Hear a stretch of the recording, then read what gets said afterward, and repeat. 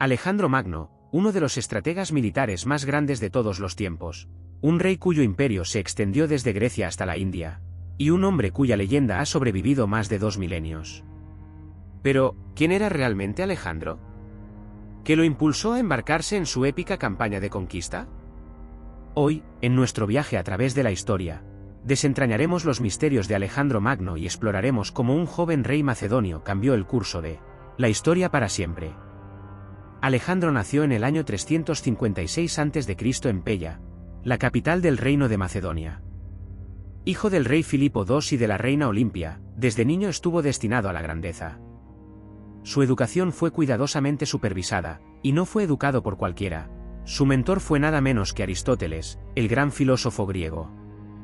Bajo la tutela de Aristóteles, Alejandro no solo aprendió sobre filosofía y ciencias, sino que también desarrolló un profundo amor por la cultura griega, especialmente por la Ilíada de Homero, que consideraba su libro de cabecera.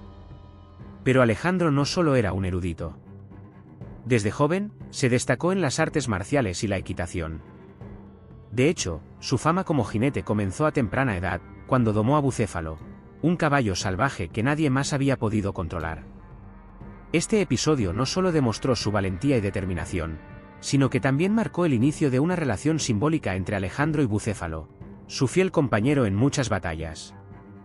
En el año 336 a.C., cuando Alejandro tenía apenas 20 años, su padre, el rey Filipo II, fue asesinado.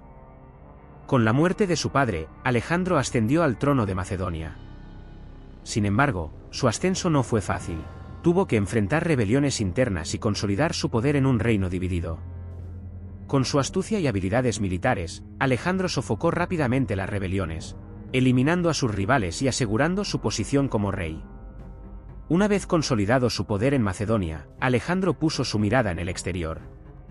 Su ambición era enorme, impulsada por el sueño de su padre de unificar a los griegos bajo un solo estandarte y llevar la guerra a Persia, el mayor imperio de su tiempo. Alejandro no solo quería continuar el legado de su padre, quería superarlo. Su objetivo era conquistar el mundo conocido. En el año 334 a.C., Alejandro cruzó el Helesponto, el estrecho que separa Europa de Asia, con un ejército de aproximadamente 35.000 soldados. Fue aquí, en la batalla del Gránico, donde Alejandro obtuvo su primera gran victoria contra los persas.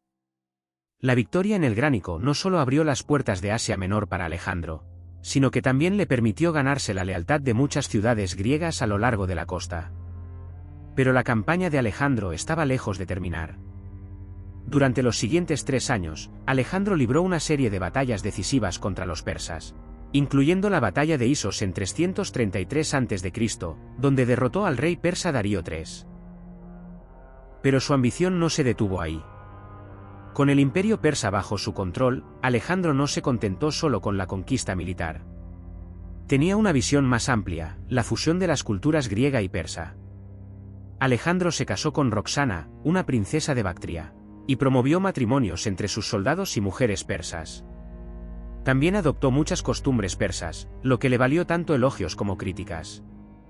Alejandro fundó numerosas ciudades a lo largo de su imperio, muchas de las cuales llevaron su nombre, como Alejandría en Egipto, que se convertiría en un centro de conocimiento y cultura durante siglos.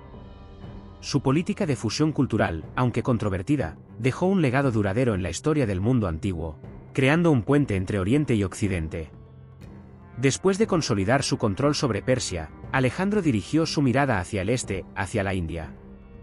En el año 326 a.C., Alejandro cruzó el río Indo y se enfrentó al rey Poros en la batalla de Lidaspes.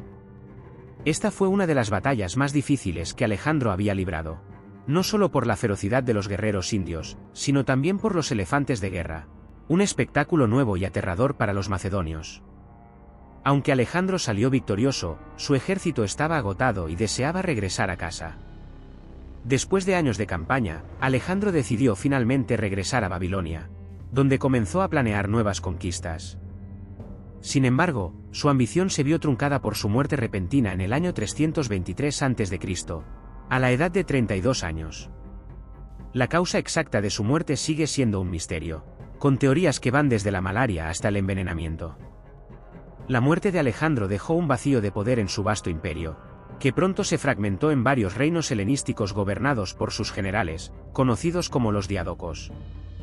Aunque su imperio no sobrevivió intacto, el impacto de Alejandro en la historia fue inmenso. Su legado perdura en la difusión de la cultura griega por todo el mundo antiguo, en las ciudades que fundó, y en la inspiración que dejó a generaciones de líderes y conquistadores. Alejandro Magno no solo fue un conquistador, fue un visionario, un hombre que soñó con unir el mundo bajo un solo estandarte.